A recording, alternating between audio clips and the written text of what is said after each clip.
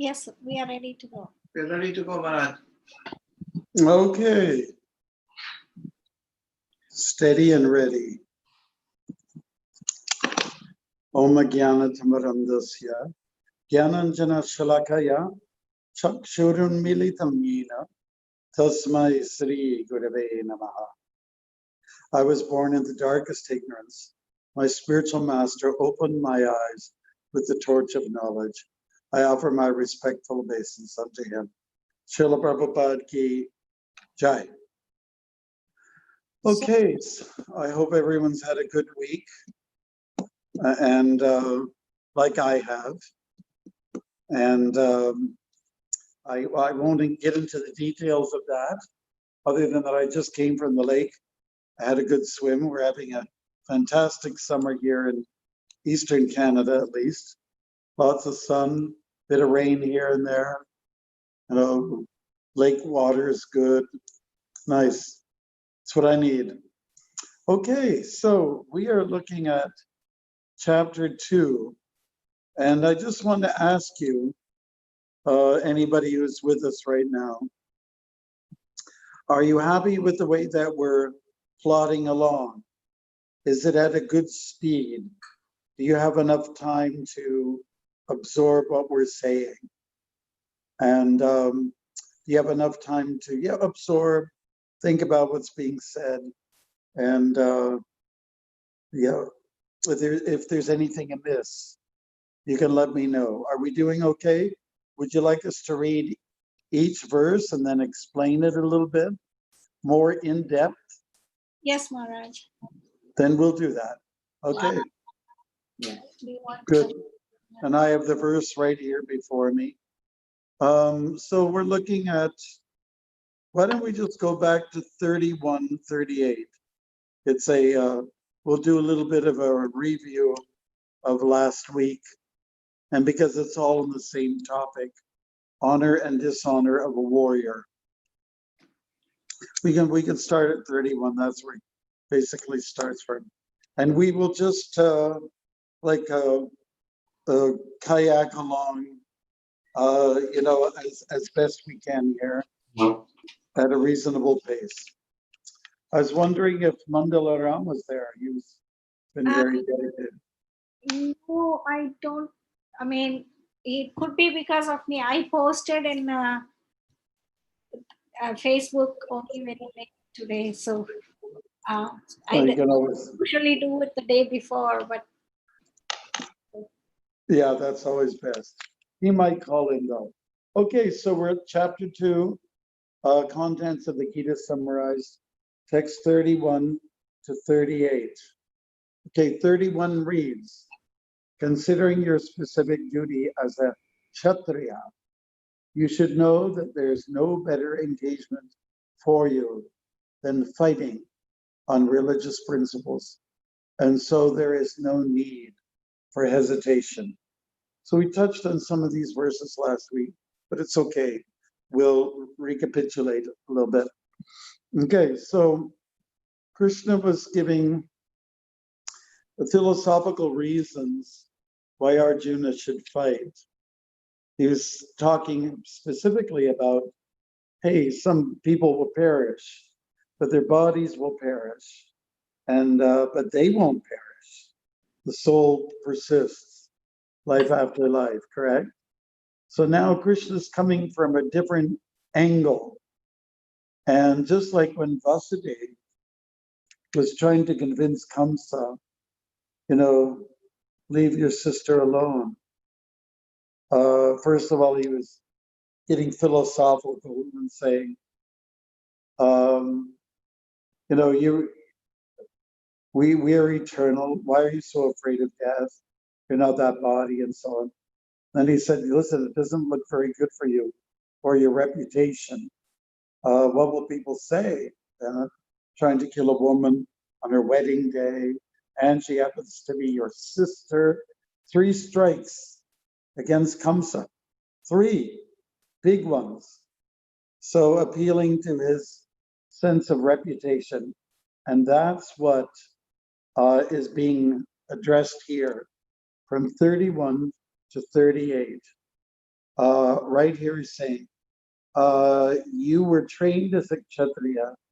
So this is something that is you are prone to do. It's your nature. So there is no need to hesitate. As we know, Yudhishthira, he went to hell because he hesitated. So Krishna is just saying, there's no need to be apprehensive. You've got everything going for you. I'm your cheerleader, and you are a Kshatriya. So Kshatriyas are supposed to be doing Kshatriya things. We know that Arjuna, in the previous year, he was in disguise. He was being a dance teacher for royalty, but that wasn't that's not his niche. So Krishna is saying here, you are meant to be a Kshatriya, to be a fighter. So here you go. And you fight on the basis of Dharma.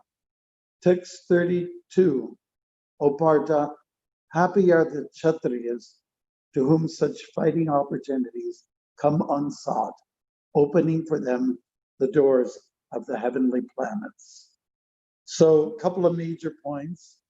Kshatriyas look for this opportunity. It's a great opportunity. Yudhaya is a Sanskrit word meaning fighting. So the opportunity is on. Don't pass it up.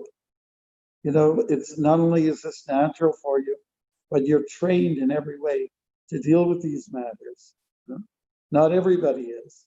A select few are trained. So he's talking about being an opportunistic person. Then the other point is that the heavens will open up to you. Even if you die on this battlefield, you go to a heavenly place from the heavenly planets. Either that, or you win the kingdom. You win heaven on earth, right? So either you earn heaven in heaven or heaven on earth. So again, why are you hesitating? 33. If, however, you do not perform your religious duty of fighting, then you will certainly incur sins for neglecting your duties and thus lose your reputation as a fighter. So reputation is important. We established that last week. And as will be expressed in the next verse, that dishonor is worse than death. That's in text 34. People will always speak of your infamy, and for a respectable person, dishonor is worse than death. So reputation is important, and we're going to find out that people do talk. They really do. People talked it up about Krishna in so many instances in the 10th canto. We can see that Krishna was the butt of ridicule, rumor, mongering, and so on like that. So it's not out of the question that this could happen for Arjuna. Very easily, people will start talking, and it won't really be justified, but the optics will be that you're running away, and that just doesn't look good. Stand and fight is really what Krishna's trying to say. Okay, so that famous word, people will speak of your infamy, and for a respectable person, dishonor is worse than death. When I first read this from Bhagavad Gita, I could appreciate, that who wants to die and be dishonored prior to that? Who could live with such a record in the future? Of course, somebody could say, if you die, it doesn't matter anyways. But you see, Krishna's attached. Strings are attached to Krishna. If Arjuna does something that's dishonorable, the blemish will go on Krishna's personality too.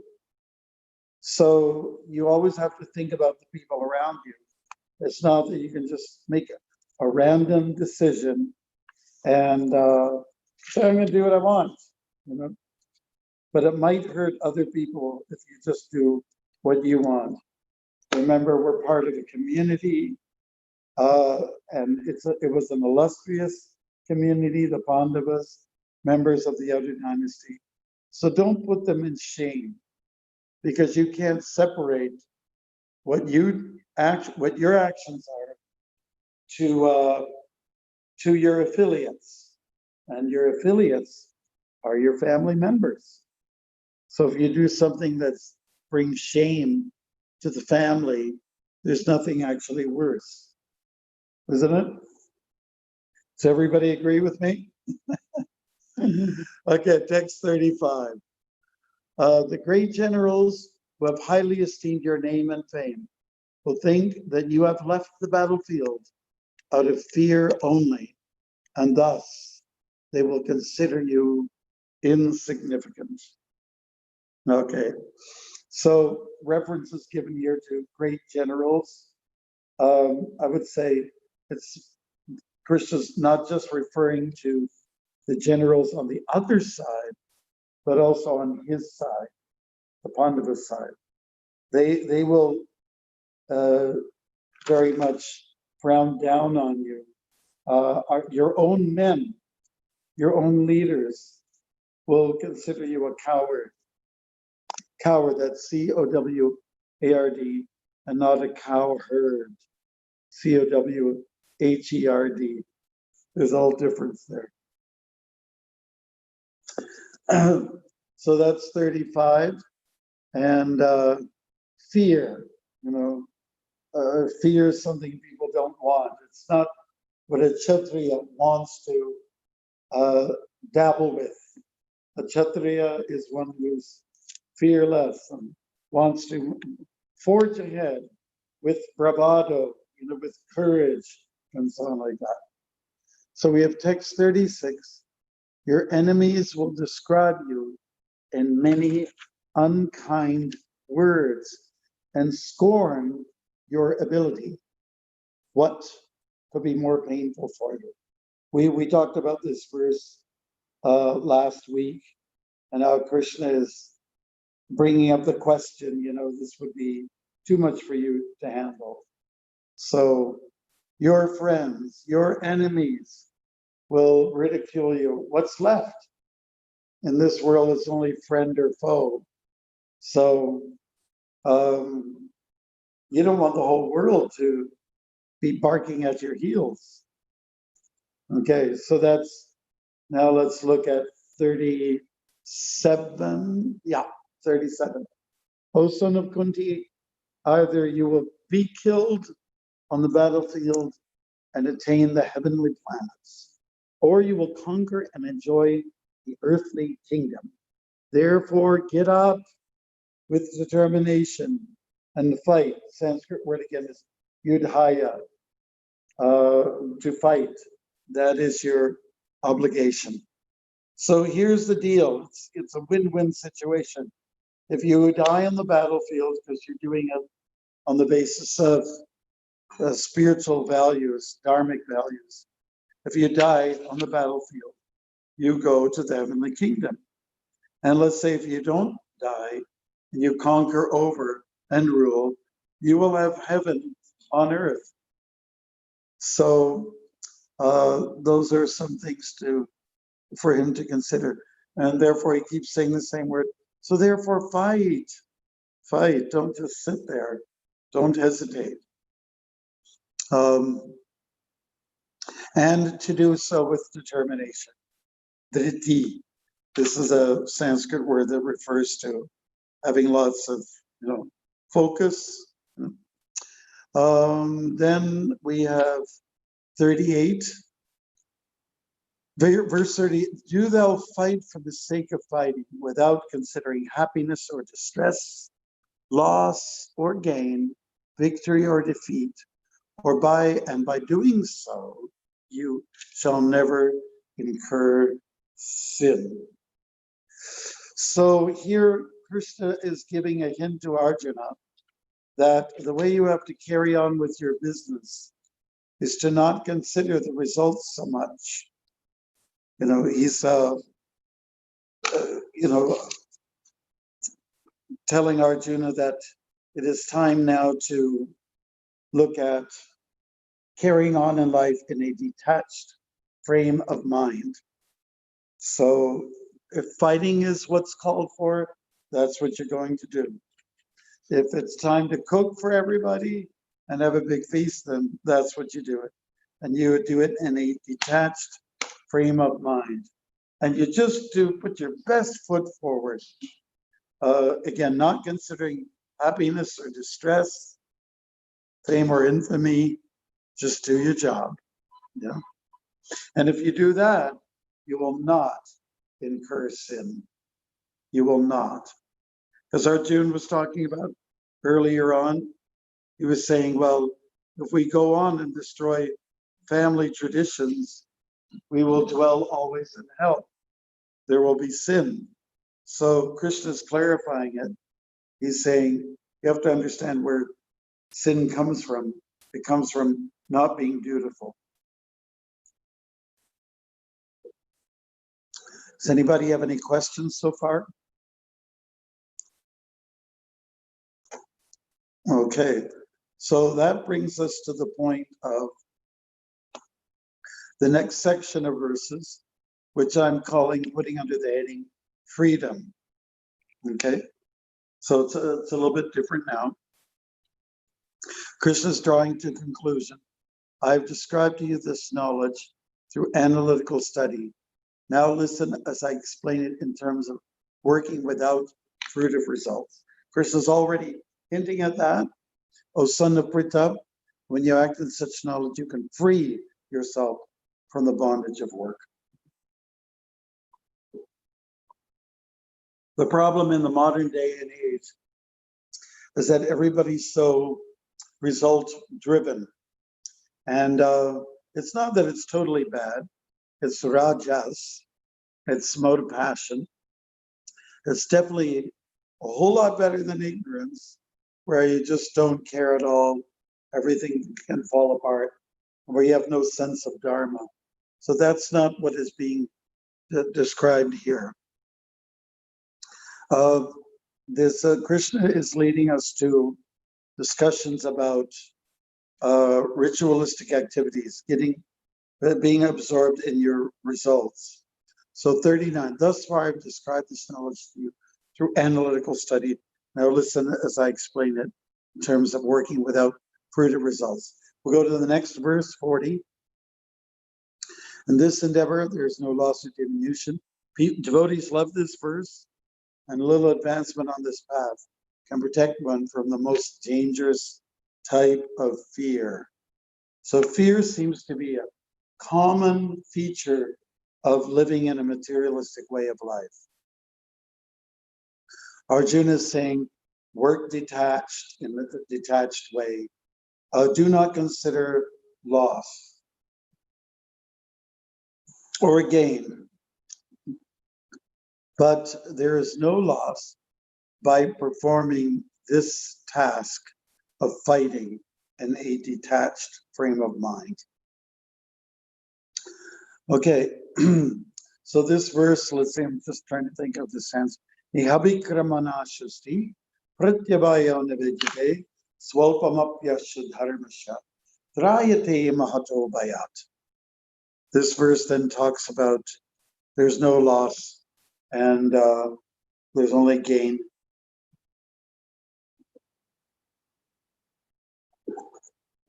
You want to be, in the end, protected from fear. And what kind of fear? Prabhupada clarifies that in the purport. He says the fear of not knowing your future, not knowing what kind of birth you'll take on in your next life. I think a lot of people are not always that interested in their next life. They're quite more interested in, I just want to have a good time. And I want it right now. And they want it immediately. But good things are hard to come by sometimes. That we have to always keep in mind.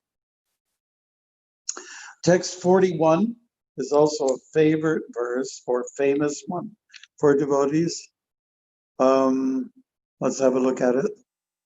Those who are on this path are resolute in purpose, and their aim is one. O beloved child of the Kurus, the intelligence of those who are irresolute is many-branched. What is emphasized here is that you have to get, your aim has to be one. You have to get very, very focused and resolute. This means also to be very determined. Do not be swayed by so many things, but rather be very transfixed on the goal. And the goal is to defeat the enemy and to do this for the pleasure of the Lord. Otherwise, we're very distracted in this day and age. Everybody's mind's all over the place. Okay, so text 42 to 48. I'm just calling this the fruits and flowers section. Why do we say that? Because this is the section that addresses karma kanda in the Vedas. Call it the flowery section of the Vedas. Flowery words related to fruitive action. So fruits and flowers, that's how we came up with that. Particular subtitle, it's not a desirable place to be necessarily for Vaishnavas. We have a better life, a better existence, better opportunity. We have Krishna Loka, and we will talk a little bit about that.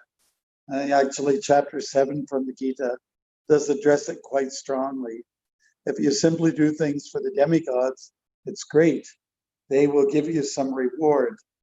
However, their reward is not permanent. It's very, very temporary. And for those of us who acknowledge that we are always existing and we want to fully enjoy, let's say, and that enjoyment comes through service. So let's look at 42 and 43. We've got young pushpitam vacham. That pushpa is kind of a giveaway. It's about the flowery language. Does everybody understand what we say? Flowery and fruitive actions. We're talking about the ritualistic side of the Vedas. And we're talking about honoring the demigods and being very super result oriented. Okay. Krishna's trying to steer Arjuna away from there. Now, the heavenly planets is a place like you would not believe. There is absolutely no social distancing going on there. People are close to each other. It's a very heavenly party place. People have a somarasa drink. By the way, that's not what I'm drinking here. It's a beverage that makes people kind of high and influenced under substance. Maharaj? Yes. If you want, instead of you reading, we all can take turns reading and you explain. Okay, do you want to do it that way? That's Manoram's suggestion. He is watching from Facebook Live, so he was suggesting that. Well, we're at a period where we can try anything. So how do you coordinate people alternating? Who's going to read? We can ask who wants to. Shrestha is on the, she can read, or Mandala is here. He can read. So, Haribol Shrestha. So we just want, Hare Krishna. So we just want one person reading? No, or you're going to alternate it? Yeah, we can take turns. Okay, well, you peruse figure that one out. All right. Okay, so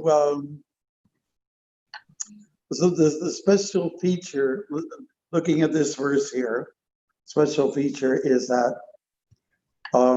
there's lots of fun. There's lots of heavenly enjoyment. Good birth, good looks. Everything's really nice. No bad odor coming from the body. Because everything's just very sweet like flowers. The life is opulent. It's laid back. Who wants nothing more than this? So it's gratification, sense gratification to the full tilt. And that's what is being described here. It's one of the destination points, but for devotees who are serious about their spiritual life, that's not what they're so much interested in. Okay? In the time of Krishna, people were enjoying a kind of a heavenly situation. Dwarka was a celestial place, mind spellbounding, and that was practically like heaven. So if you have a heaven like that, who needs a heaven in heaven or a paradise in heaven? It's not necessary.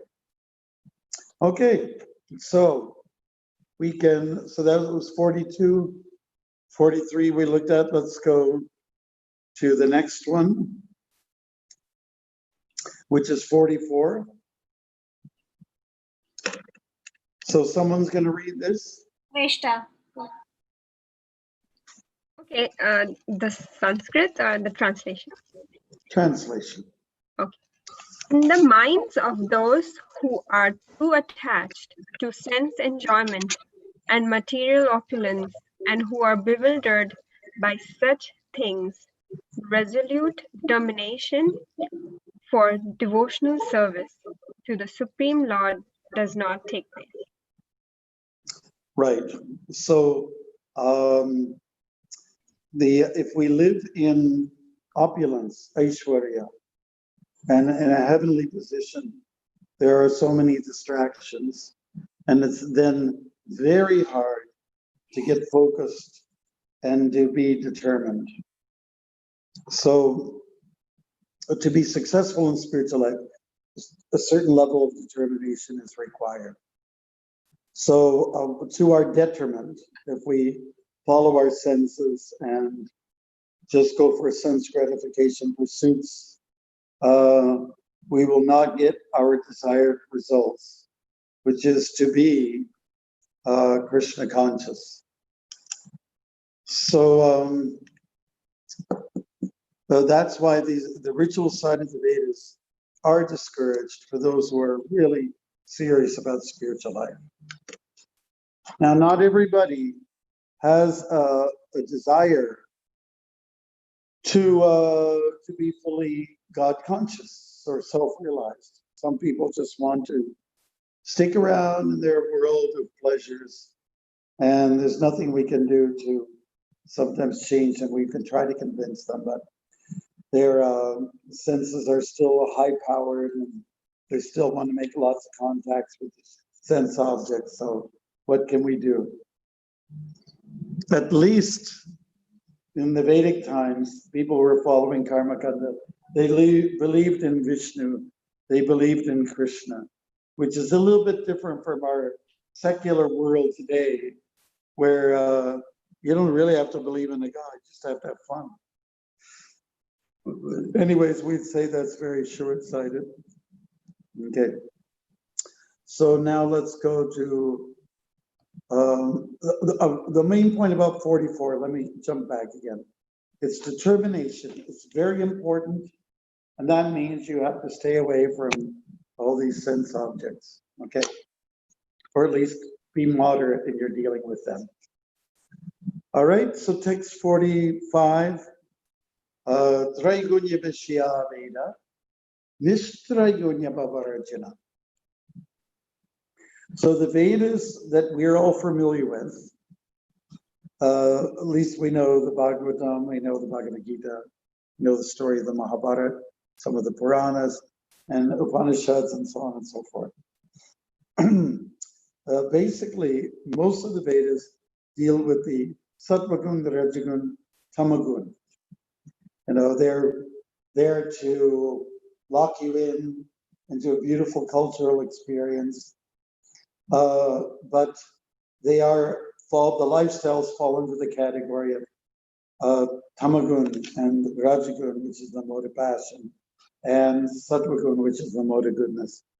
And really what we're aspiring for in Krishna consciousness is to go beyond that. So therefore, Krishna says, Traigunya Vishya Veda, Nishtraigunya Bhavarjana. So Krishna is saying, rise above these three modes. You have to go beyond. And for that, you have to leave the flowers and the fruits behind. Let somebody else take them. Let the bats eat them, so to speak. All right. Would somebody do 46 for us then? Okay. All purposes served by a small well can at once be served by a reservoir of water. Similarly, all the purposes of the Vedas can be served to one who knows the purpose behind them. Right. So the Vedas are vast, and we should understand what they're meant for. Vedaschir sarvayara ham eva vidya vedandakrit veda vidya vacham. The purposes of the Vedas is to know Krishna. Practically anything else is somewhat of a distraction, as we mentioned. So if you know the purpose behind the Vedas, then it's like you have an ocean. But if you are sort of puttering around and checking out this kind of lifestyle, that kind of lifestyle, forgetting Krishna, then you've just got a little pond of water as a resource. So basically, we're talking about an ocean of devotion, and that the truth is like an ocean, and the truth does not lie in so many rituals, but rather in surrender at Krishna's lotus feet. Yeah. So if you have, a little pond of water here, this is for drinking. Another pond of water over there, and that is for washing the clothes. Another pond of water for this and that. But what if you had a big lake, super big lake, then all your needs are met. So we have to understand why the Vedas are there. They're primarily so we can understand Krishna's personality and his purpose. And his purpose is to get us to come back to him and go back home, back to Godhead. Yes. Okay, then the next verse. Mandala, you wanted to? Sure, we can read. You have the right to perform your prescribed duties, but you're not entitled to the fruits of action. Never consider yourself the cause of the result of your activities, and never be attached to not doing your duty. Okay, this is one of the famous verses that Hindu families like to ride on. It's not a criticism. It's actually a good verse. And the verse basically highlights you're entitled to the work, to doing your duty, but you're not entitled to the fruit. The fruit is the result, and the result is left up to Krishna. All we have to do is be duty bound. So it's a good verse, and people like it. Grahastas like it. It's very instructive. And people who are loyal followers of the Vedas, they'll understand, yes, I have my duty to perform. I should never abandon that. Hint to Arjuna, who's thinking about, not doing his duty. And then subtly, Krishna is saying, you're not entitled to the results. The results are in my hand. How many Kauravas will go? How much blood will be spilled? Will the Pandavas will they be defeated, or will the Kauravas? The result is in the hands of God, and you just have to enjoy the service, enjoy the fight. As we discussed, I think it was last week, you're walking from this place to that place, say 40 or 30 miles, 40 kilometers. You're walking to some destination point, and don't be too anxious about getting to the end. You have to enjoy the journey. So that's really important. All right. Is everybody okay? Does the verse resonate? Is it applicable? Maharaj, can I ask you a question? Yeah. You said this is one of the 3 verses the Hindus use a lot. How do you encounter that one? Like when they talk about this duty all the time, and not another. How do you counter that one? How do you counter them on this one? Well, you don't really have to. They're really on the right track. You see, because we're saying in this section, fruits and flowers, don't be attached to your fruits and flowers. Don't be into the harvest. Just get the duty done. Get the business done. You should, at the end of the day, say, I did my job and I did the best I could. You know, maybe you didn't get your paycheck. You know, maybe you were not remunerated, but you have confidence that it will come. And sometimes when you work for people and you just do it with just as a charitable gesture, sometimes you feel so good about that kind of work where there are no strings attached. So I don't think we need to counter it. In fact, I'd like to take this verse and I'd like to tie it on with Sarvadharaman Parajaja, Mamikang Sharanam Vraja. And what's that saying? Abandon all varieties of religions, whether you go down the fruit path or the flower path, and just surrender to me, and I will deliver you from all sinful reactions. So that's the ultimate duty. The verse here is about being duty bound, being dharmic. And verse 1866 says, okay, you don't have to be dharmic anymore. You have to be adharmic. Don't follow all these, these values of dharma, but rather surrender to me. That's a higher principle. So I think because people have to do things in stages, let them embrace this verse. It's a beautiful verse. And kind of carry on. You'll get to the point where obligations will no longer matter very much. Of course, that usually happens in your, senior years, maturing years. So I would highlight this one. I think it's a very beautiful slogan. Like it gives a lot of direction to people. So I put a star next to it or underscore it and put violet somewhere and learn the Sanskrit if you can. Are we doing good so far, everybody? Yes, Maharaj. Yes. Are you happy with the kind of pace that we're going through at the moment? Yes. Yes. Okay. So remember that verse. It's very important. You are entitled to the work, to do the work, and not to the fruit. Okay. So verse 48, abandon success or failure. This is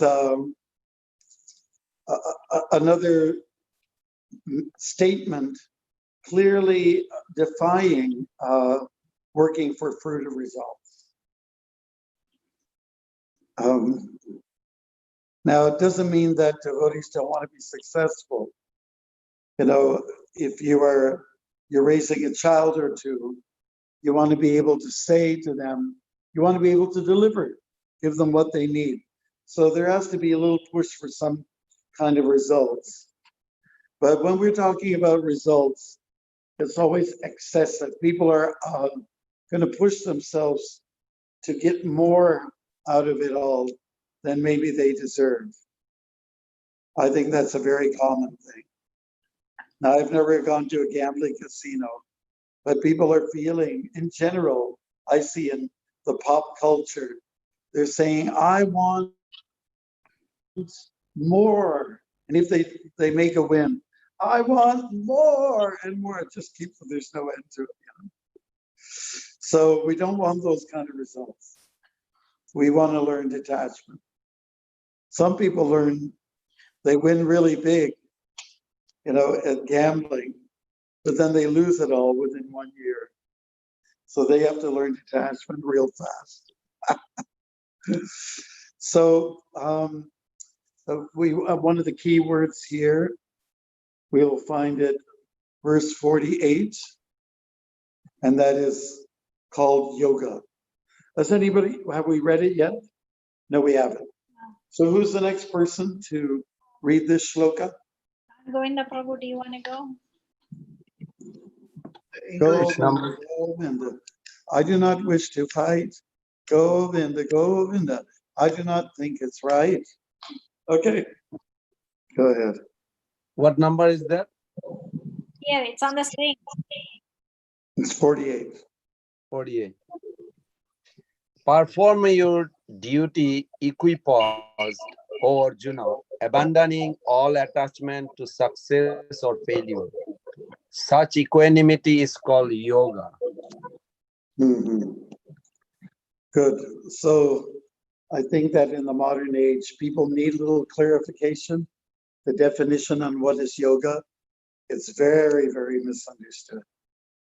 For most people, we have images of people in tight clothes and they're able to do some kind of weird stretches with their body. And you just relax yourself a little bit more. And that is about the extent of it. You can go to yoga studios. You can pay a good fee for your yoga experience. But there's very little done to nourish the soul, right? And therefore, this is what common day yoga is. But where we want to go is we want to go to Buddhi yoga, okay? So the word Buddhi is going to start popping up in the coming verses now. Anyways, we're on 49, and so let's stick to that one. Somebody could read 49. I have one question. Oh, yes. Maharaj, I was thinking little deeply. I like your practical analogy. So practically, I'm thinking at our core, we are conscious being. To be conscious means to have emotions. And these emotions cannot be wished away. They cannot be which? Wished away. Wished away means it cannot be thrown away. Yes, okay.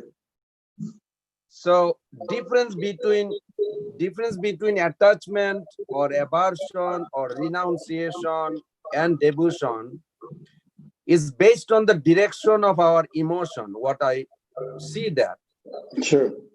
So when somebody has a well-wisher like Bhishmadev, who never really ever said anything bad about the Pandavas, he always blessed them. He even wished them to be victorious. To kill Guru Dronacharya and Bhishmadev, it's an emotional war. It's not something, I mean, I agree with you, the practical duty, but when we think of practical reality on the emotion war between the Arjuna and killing the relatives like Dronacharya and Bhishma, it's a biggest challenge because the Krishna is promoting that detachment for him from them, But what I understand with renunciation is meant to be a transition between aversion and devotion. So if he wants Arjuna to devote towards him, it is the biggest challenge, and devotee face every day. I don't know if it is that easy for anybody would be. I agree with you that the challenge was great, that there is no greater challenge imposed by the Lord on his devotee than what Arjuna had to go through. But the point is, Arjuna, he was perceived by Krishna as being a very strong individual. He could succeed. He was made for success. And if Arjuna, since he did succeed, it gives us all hope and inspiration as well. Since he had the biggest examination of all, and since he actually passed the test, this gives us fuel for moving ahead with our responsibilities. Yeah. Had Bhishma and Drona taken to the side of the Pandavas, it would have been an easy game, right? But Yes. But Arjuna was frustrated because these respectable men are on the other side. It shocked him. It shook him up big time. But I think what we can glean from this is that the challenge by Arjuna was great, and which was imposed upon him. And there was an expectation that he would pass that test. And if he didn't, then the common man would have all kinds of excuses. Oh, well, Arjuna just couldn't do it because, he didn't have enough guts because his relatives were on the other side. So Krishna's putting Arjuna in a hot spot, and he's testing him like anything. So he's doing that. So it's an opportunity for him to succeed. Anyways, we know from our own experience living in this Kali Yuga that there's no easy situation. You've got, at the workplace, you've got some people are really nice to you, that you just want to hug and kiss. And then you got some other people, they're just a pain in the neck and the back and the butt, and you just wouldn't, you'd rather not